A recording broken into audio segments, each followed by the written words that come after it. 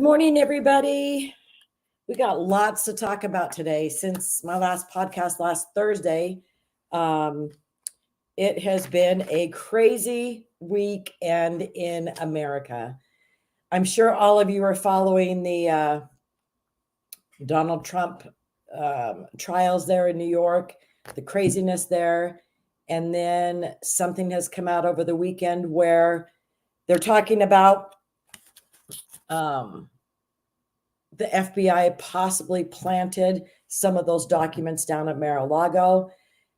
Judge Cannon is kind of getting involved in the middle of that. I heard some of it on Steve Bannon's War Room with one of his guests. So that's going to be interesting as that develops and that goes forward. But you know what I think is totally amazing is no matter what they bring against Trump, President Trump, he still pushes forward, forges forward. And it was so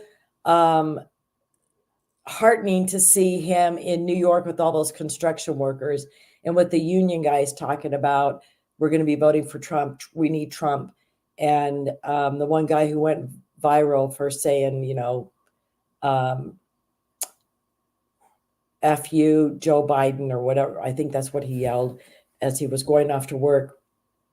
But it just shows you the sentiment of these men and women, these blue collar workers who are out there on the streets working construction, even the men and women who work in the medical field, the men and women who work in grocery stores.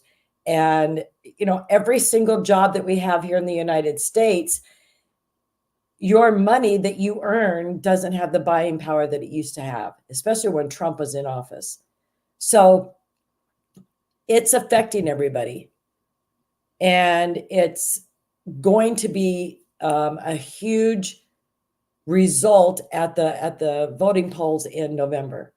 And even in all the primaries that are happening, no matter how they try and bring down the Republican Party and anybody who's a Republican candidate, if you listen as an American citizen and listen to the heart of the message of the people who are running, you will understand that we've got some great people who are coming up, running for office, who are coming from the communities and are standing up.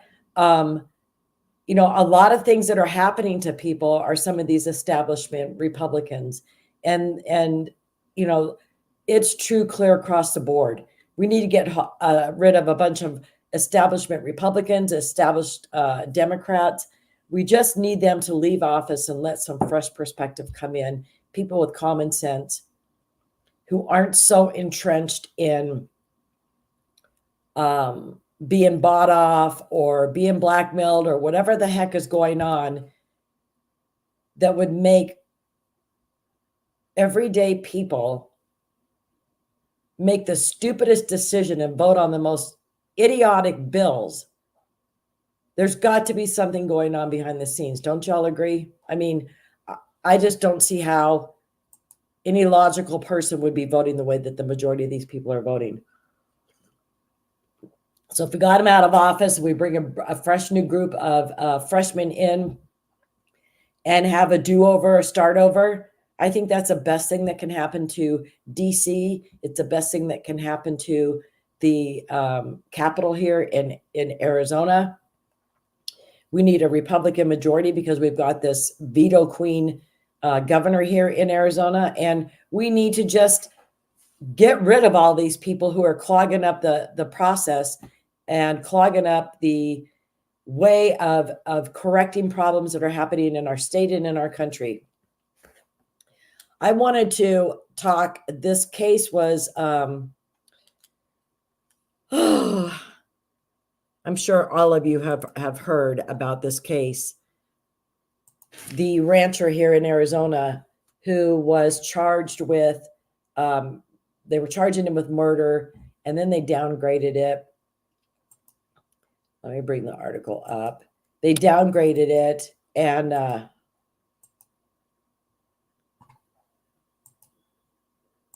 decided that they weren't going to charge him with murder. It was second degree murder is what it was. But they had a juror who would not, I mean, it took the jurors a very short amount of time when they realized they were going to be in a deadlock, because there was one juror who was holding out. The rest of them all said this dude is not guilty. They don't have the proof that they need. 75-year-old rancher protecting himself and his wife.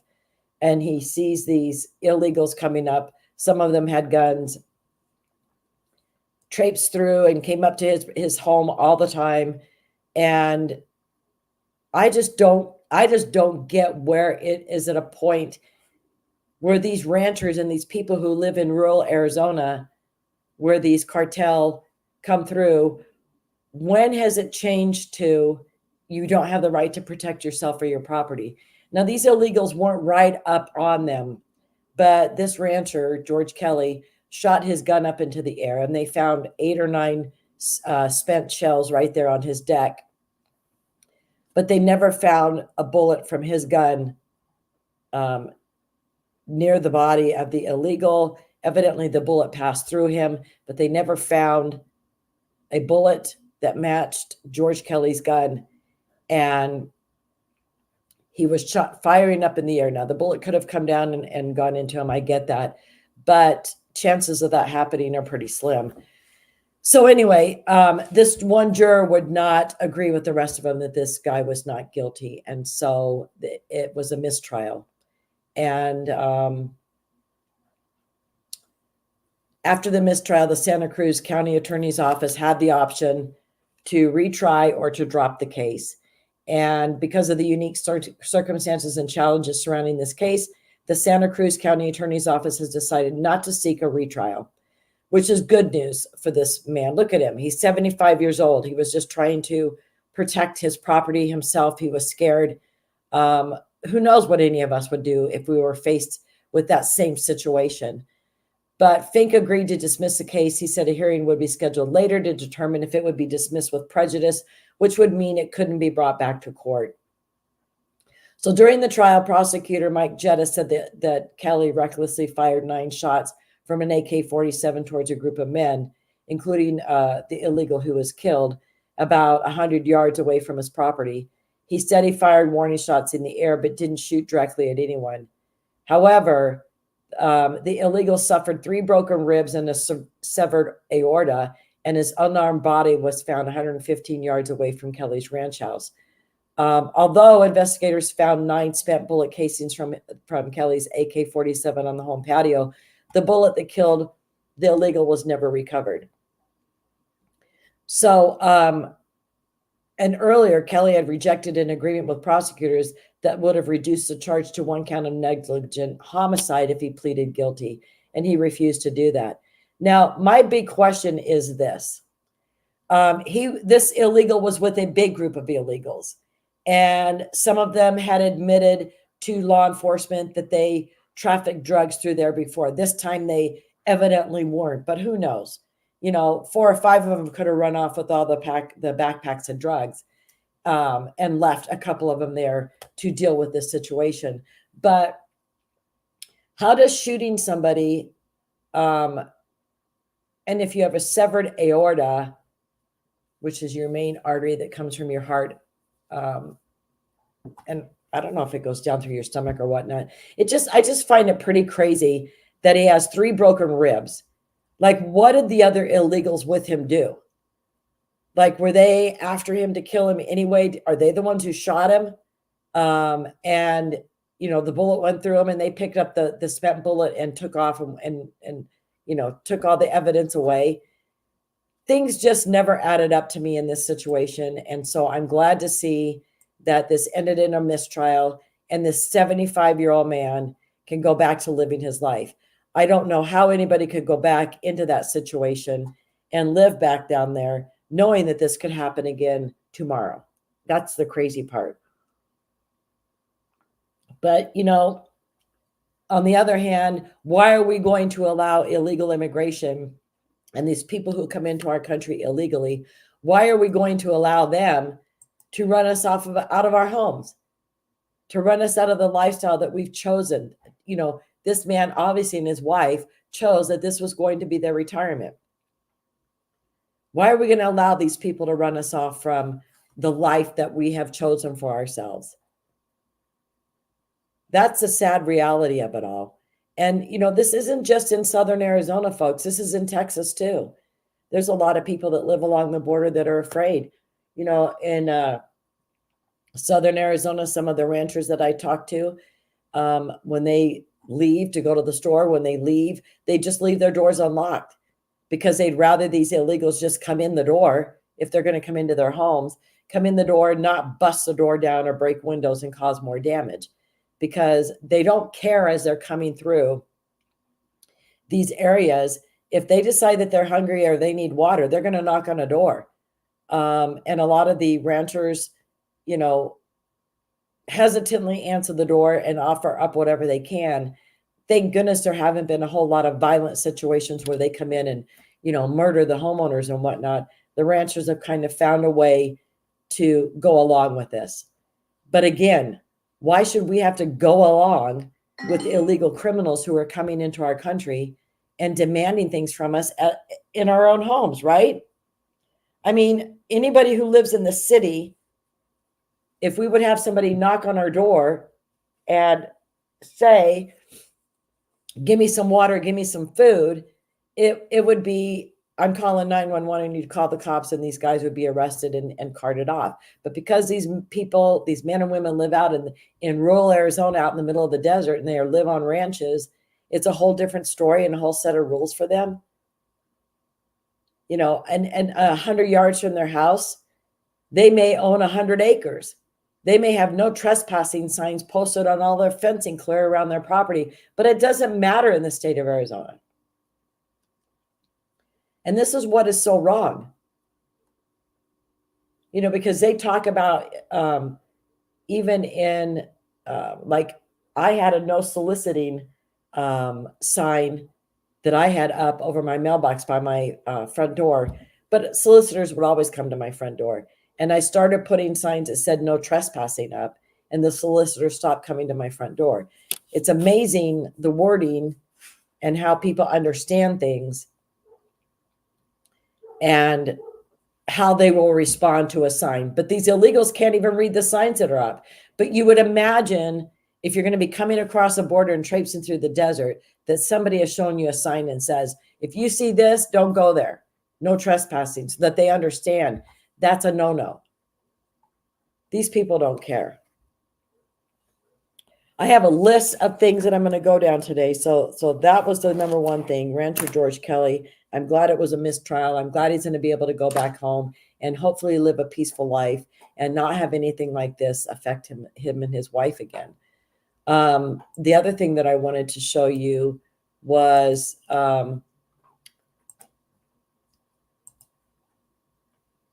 so this whole thing about the COVID shots.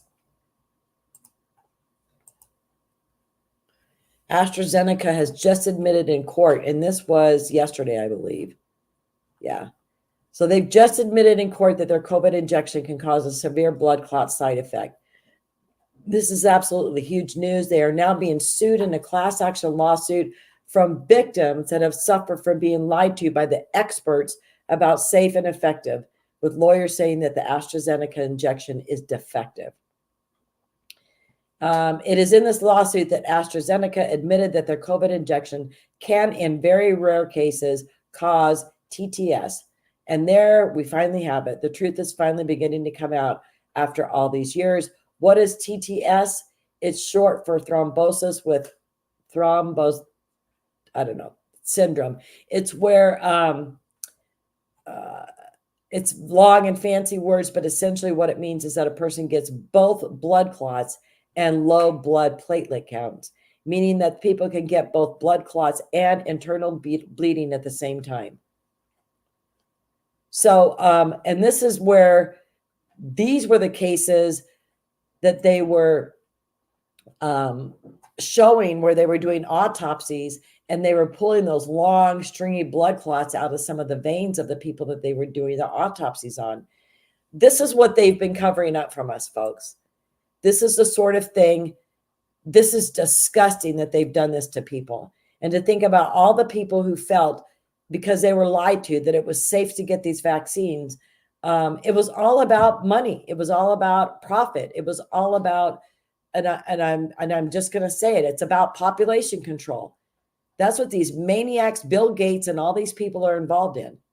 Bill Gates has always been involved in that sort of thing. His vaccines that they had over in Africa, that they convinced all these women to take, it was actually a way to sterilize them.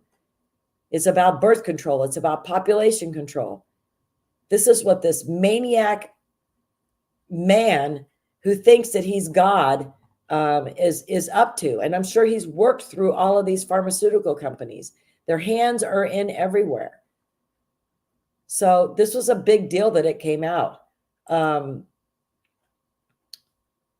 it's an apparent about turn that could pave the way for a multi-million-dollar pound payout, because there is a lawsuit, I guess, over in England. So a big article came out about that. But I'm, I pray for everybody who got this. I pray that they don't have the adverse effects, that it doesn't affect their body the way, and that they contract this rare situation. But this is sad stuff, that it was allowed to go on for so long, and that they were allowed to inject this into so many people. My throat is really scratchy this morning. The other thing, the craziness. I just was going through all of my stories last night and just thought it's just going to be a mixed match. It's not all illegal immigration, but some of it is. So the President Joe Biden and the Mexican President Andre Manuel Lopez discussed migration in their latest call. So a couple paragraphs that I wanted to call out. Their calls center on their joint efforts to effectively manage migration and strengthen operational efficiency on the U.S.-Mexican border. Effectively manage migration, which neither of them are doing, and strengthen the operational efficiency on the U.S.-Mexican border, which none of them are doing. And Mayorkas certainly isn't trying to do anything to stop that or have conversations with Biden. Mayorkas should be at the White House every single day saying, President, we need to do this. We need to do this. We need to stop this. His job and his oath that he took was to protect our borders and to protect the homeland, and he's not doing it. This man should be at the White House every single day, and the fact that he's not tells us everything that we need to know. He's a treasonous traitor pig. Let's see. The Mexican leader said the two countries have made progress in controlling unauthorized migration by persuading many migrants not to use illegal methods to move from country to country. And the president of Mexico also applauded a January decision by the U.S. Supreme Court that allowed Border Patrol agents to resume cutting razor wire that the state of Texas had installed along the border to try and deter migration. Now, isn't that a little, it's speaking out of both sides of your mouth. Effectively manage and strengthen operational efficiency, but he's applauding that the U.S. Supreme Court said the Border Patrol agents could resume cutting razor wire that the state of Texas had installed along the border to try and deter migration. Neither of them want that. And the next article that I'm going to go into and talk to you about tells you exactly why the president of Mexico does not want this to happen, nor does the president or leader of any country that these people are invading our country from. Because it's all about money, folks. So since the collapse of border legislation in Congress earlier this year, the White House has not ruled out Biden issuing an executive order on asylum rules to try and reduce the number of migrants arriving in the U.S. at the U.S. southern border. Any unilateral action would likely lean on the president's authority under Section 212F of the Immigration and Nationality Act, which offers broad powers to block entry of certain immigrants if doing so is deemed detrimental to the national interest. Well, folks, it's detrimental to national interests to have any of these people coming across our border from the Middle East and from some African countries where they are terrorists, full of terrorists there. I think it's absolutely insane. The administration officials have been poring over various options for months, but Biden has made no decision on how to proceed with any executive action. And the White House aides have also seen little immediate urgency for the president to take any action, considering the number of illegal border crossings have declined since a record high of 250,000 in December, as Mexican officials stepped up their enforcement efforts. What a bunch of word salad gobbledygook crap. A record high of 250,000 in December. And the numbers have declined because it's down to 200,000 in March of this year. The numbers are increasing again. There's going to be a big rush before the summer months, because that's what they usually do. They try and get over before the heat sets into the southern deserts here in Arizona. So this next article is one of the biggest reasons why the president of Mexico and the president and leader of any country in this world that has their citizens here coming here illegally, why they will not really put any full force effort to try and stop this. Nicaragua sees nearly $1 billion in remittances from the U.S. in 3 months. Yes, folks. The communist dictatorship saw a growth of nearly 12% in the amount of remittance money illegals sent to the country during the first quarter of 2024, mainly driven by remittances sent from the U.S. So according to statistics from the Central Bank of Nicaragua, remittances sent to the country during the first 3 months of 2024 totaled $1.14 billion, marking an 11.8% increase from 2023's $1.02 billion in the same time period. So of the $1.14 billion received in the first quarter of 2024, the report states $930.7 million came from the U.S., representing a staggering 81.6% of the total. So this, folks, and this is a dramatic increase from what they've received in the past. And they've estimated that some 800,000 Nicaraguans have left their country in recent years due to Ortega's growing repression after the April 2018 protests, which saw thousands of their citizens flock to the streets to demand the end of communism in their country. So in 2023, they received a record-breaking 4.32 billion euros, roughly 4.6 billion, in family remittances, an amount that represented nearly 30% of their gross domestic product. And of the total, 3.56 billion came from the United States. And in 2022, they received a total of 3.22 billion in remittances, or 23% of its GDP from the U.S. So while the overwhelming majority of the remittances came from the United States, Costa Rica, Spain, Panama, and Canada are all listed as top countries of origins, and all 5 countries collectively amounted to 97.4% of all remittances sent. So the Ortega regime benefits both economically and politically from the increase. And Ortega's main benefit from the migrant crisis caused by his communist regime and the surge in remittances it has led to is that it calms internal unrest. It seems to be the perfect business of the regime that Nicaraguans leave en masse in search of freedom and then send remittances to their family. And so a surge and an increase in economic activity means that Ortega does not have to lift a finger in terms of wage and social policy. So these are the things that stoke all of these other economies and all of these other countries. And this far outweighs the money that Nicaragua gets in foreign aid from the United States.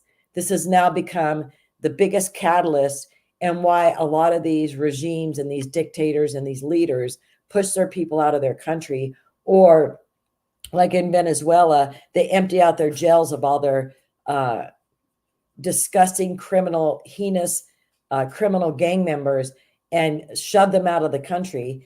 And, as they make their way from Venezuela up, and, they've been in Ecuador, they've been in Peru, they've been, just leaving a trail of destruction on their way up to the United States. But those are the people that they're sending into our country. And then, of course, these Venezuelan gang members, they come up here and they rob and steal and break into businesses, ride along on their little mopeds and grab phones and sell all the cell phones and sell the information, the financial information, credit card stuff off the phones of people. This is how they're here making money. But those criminals are able to send money home to their families too, whether they're working a 9-to-5 job here or not. They're going to be sending money home to their families in the countries that they've come from. So these countries and the leaders will never want this illegal immigration to stop. And, you see a lot of these people coming from impoverished countries. Some of them are coming from African countries where the people are very poor there.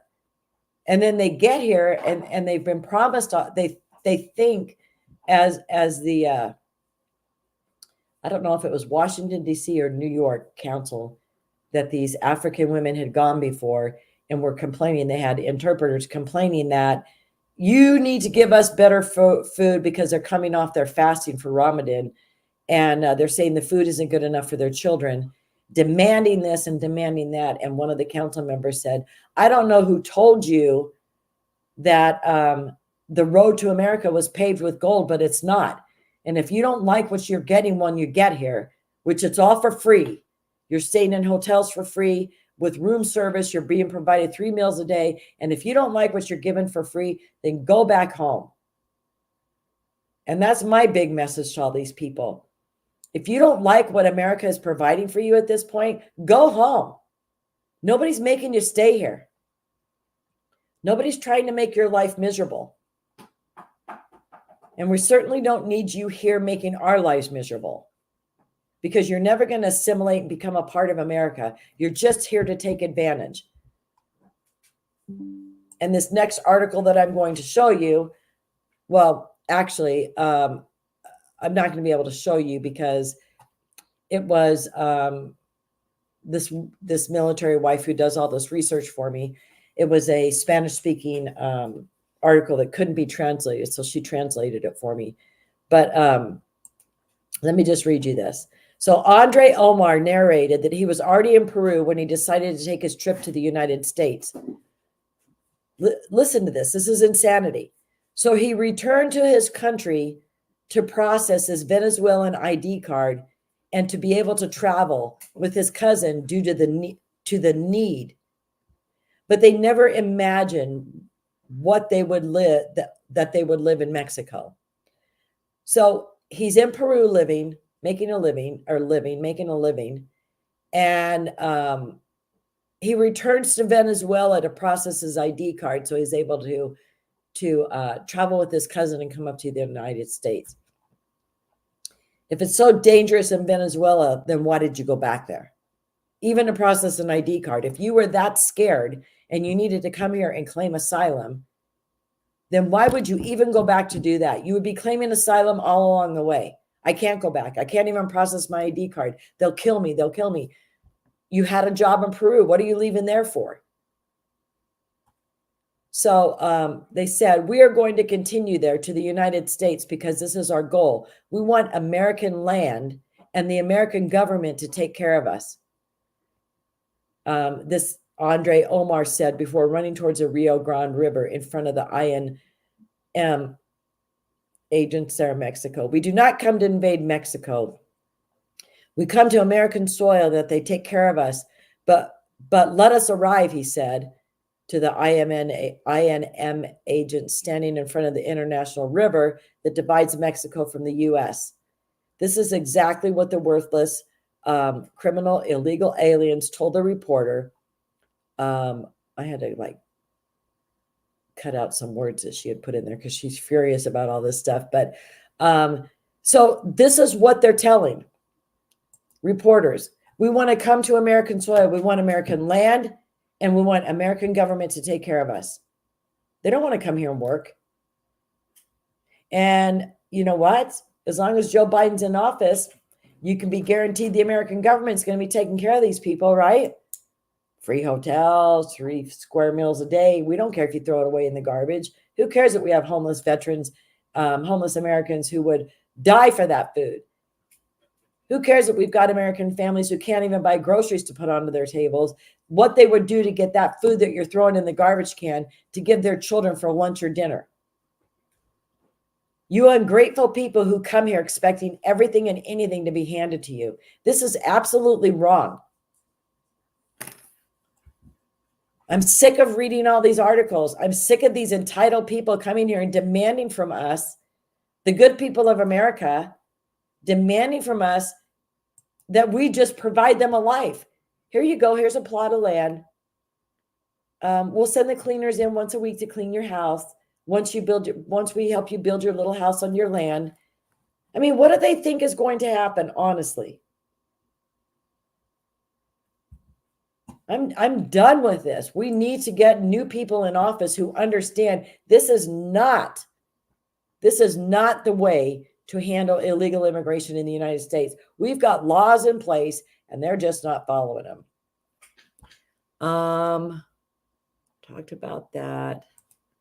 Let me see what this one is.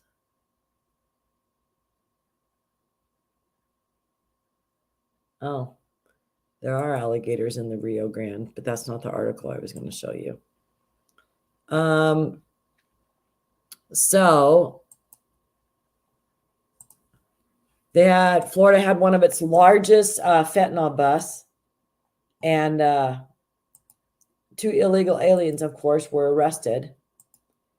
They didn't come here to better themselves, is what the Polk County Sheriff said. I love this sheriff. He tells it like it is, and he doesn't mince his words. And it's Sheriff Grady Judd. But they seized 14 kilograms of fentanyl, 2 vehicles, and $5,261 in cash. And 2 of the suspected criminals were in the country illegally. And 2 other individuals were from California, Maria Guadalupe Garcia and Sergio Garcia. It seems like every time I come up here to talk about fentanyl with my colleagues, I'm always saying it's the largest fentanyl seizure in the state of Arizona or state of Florida. And once again, that's what I'm saying today with the seizure of 14 kilos of fentanyl. This is the single largest seizure in the history of Polk County, and that's nothing to be proud of. One of the detained suspects, Guadalupe Garcia, Maria, told deputies she did not know anything about the narcotics and claimed to just be delivering a box of diapers.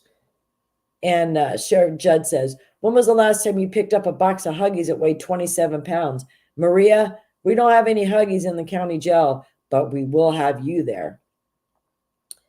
He said they didn't come here to better themselves and their family. They came here to kill people in America with a deadly drug through a porous border that we need to seal off.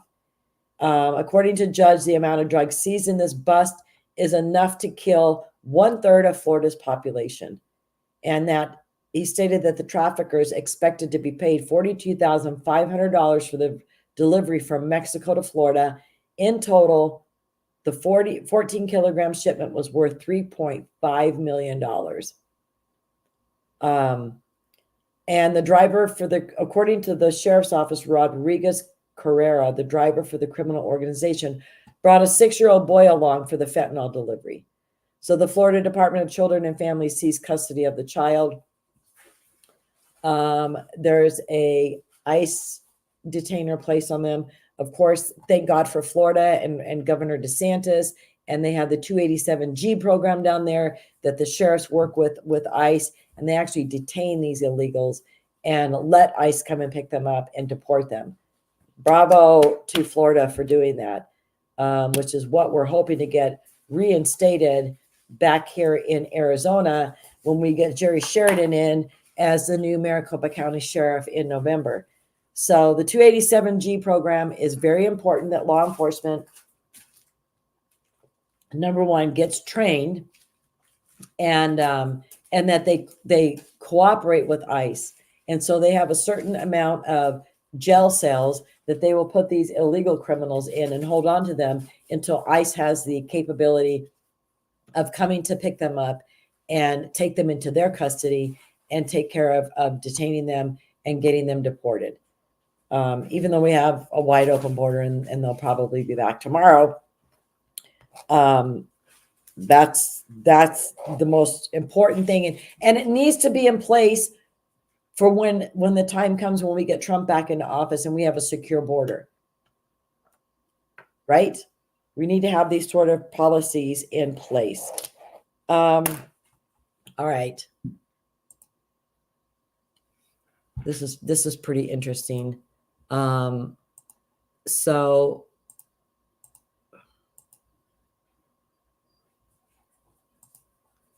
you know, when I was talking about Venezuelans and all them, so Sanctuary City, Chicago, police have made more than 1,000 arrests of Venezuelan migrants in 2024 so far.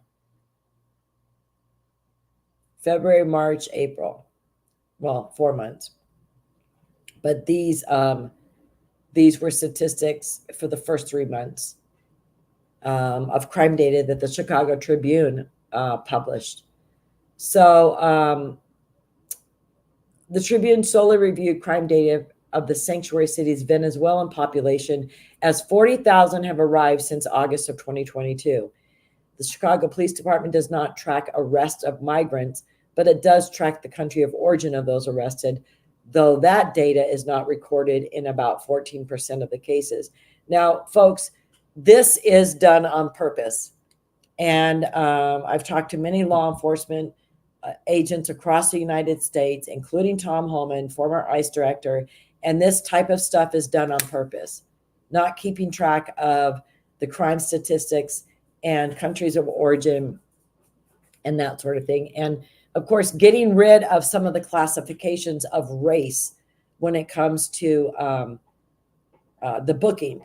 So you'll see a Black African man, an illegal who's been arrested for a crime, and the race on his booking information will be checked as white, because the powers to be want everybody in this world and everybody in this country to think that it's white Americans that are committing the largest amount of crime in this country.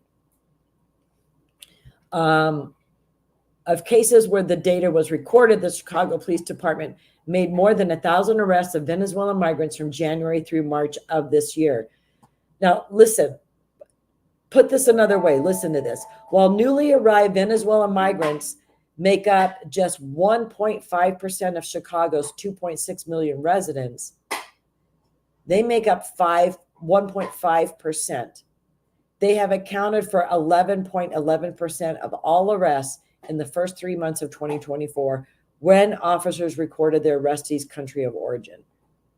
This is why it's important that we keep track of this sort of thing. We need to know, so that when we're having conversations about laws and bills and things that need to be put into place, that we have these statistics to prove why we want these bills passed or why we want these laws put into place.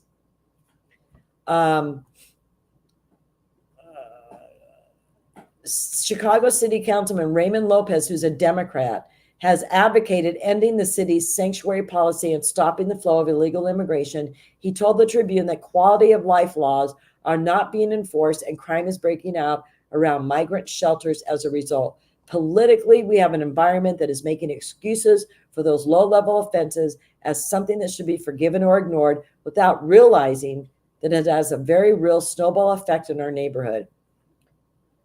There you go, folks. And that's reality, what he's saying. So More broadly, in the 19 months since migrants started arriving in Chicago, 21 arrests were made of Venezuelan migrants for violent felonies, including the arrest of a 28-year-old Elvis Hernandez Pernalete, who was charged in March for allegedly sexually assaulting and robbing a woman he followed off a subway. Hours before, he had allegedly followed another woman and assaulted her in an attempt to rob her, but fled when a passerby noticed what was happening. In 2023, Chicago Police Department data showed that the arrest of Venezuelan migrants had skyrocketed more than 11,000% since 2021. In 2021, for example, they arrested just 6 Venezuelan migrants, and by late November 2023, nearly 700 had been arrested. Don't tell me that these Venezuelan illegals aren't a problem in our country. They are. They come from a country where they have absolutely, they've been suppressed there, number one, starved half to death probably, but you've got the gang influence there in Venezuela, and that's the only way that you can really survive there. You've got a president that's taken over and he's getting rid of all the criminal element and shoving them out of there. So is it going to be like El Salvador, where it's one of the safest countries in the world right now because that president came in and got rid of all the MS-13 gang members? Is that the way Venezuela is going to end up? And then what's going to happen to their economy? You got all these Venezuelans here, and then they start sending all the remittances home, and that's a way for Venezuela to make money and not have to worry, just like the president of, Nicaragua was saying. He doesn't even have to lift a finger to try and make life better for these people. Because guess what? The sacrifices of the American people are what is making the life for people back in Nicaragua better. The sacrifices of American citizens is going to be what makes life better for all of these people and their families as they're sending money home to their countries. It's our sacrifices, folks. I already read you that other Peru article. All right, so yeah, I need to go back up. This is insanity. I mean, I don't know what the heck is wrong with Massachusetts, honestly. And I was watching some of their meetings, their council or their committee meetings, and listening to these people. And, I'm just going to say it. You have foreigners who are on these city councils and making these decisions based on where they've come from and what they want to see for their fellow countrymen coming into this country. That's reality. And this is what the people who live in these big cities like New York and Chicago and San Francisco, when they vote and say, okay, we're going to let these people vote in state and local elections. This is what happens.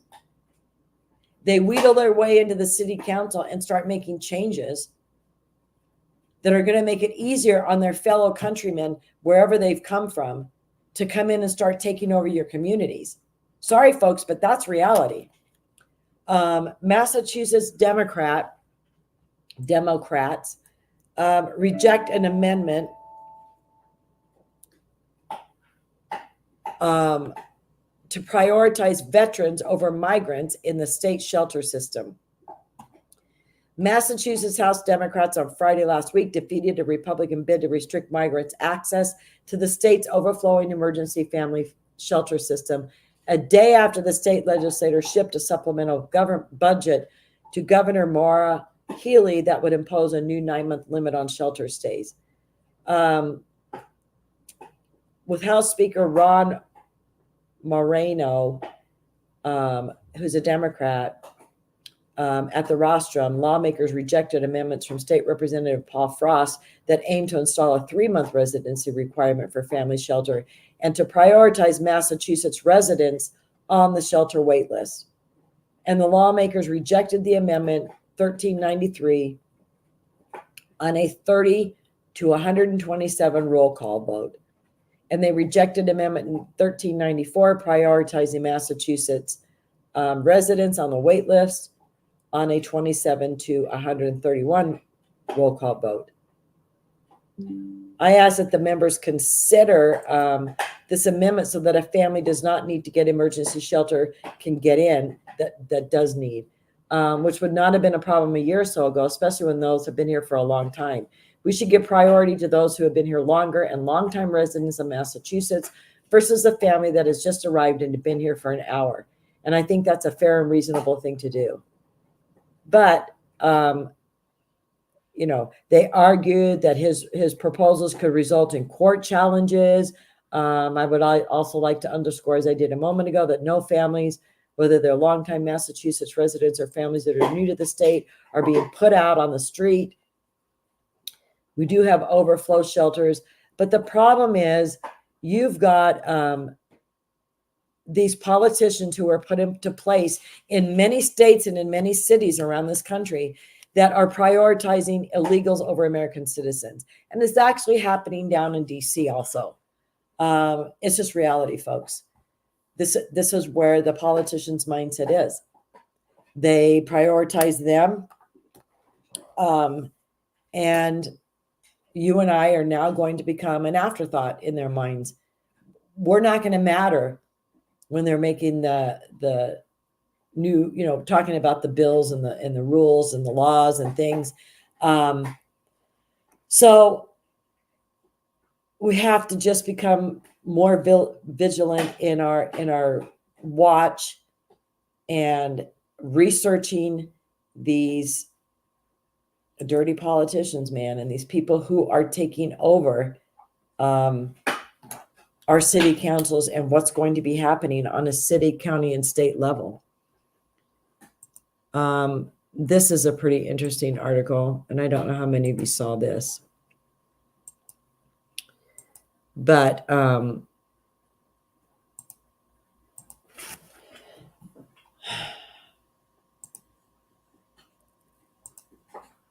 these dang ads on some of these. A chilling warning to America.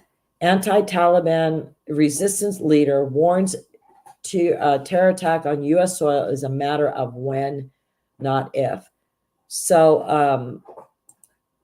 gosh, I want to get rid of all these dang ads. I don't know how to do that. Hopefully this will clean it up a little bit.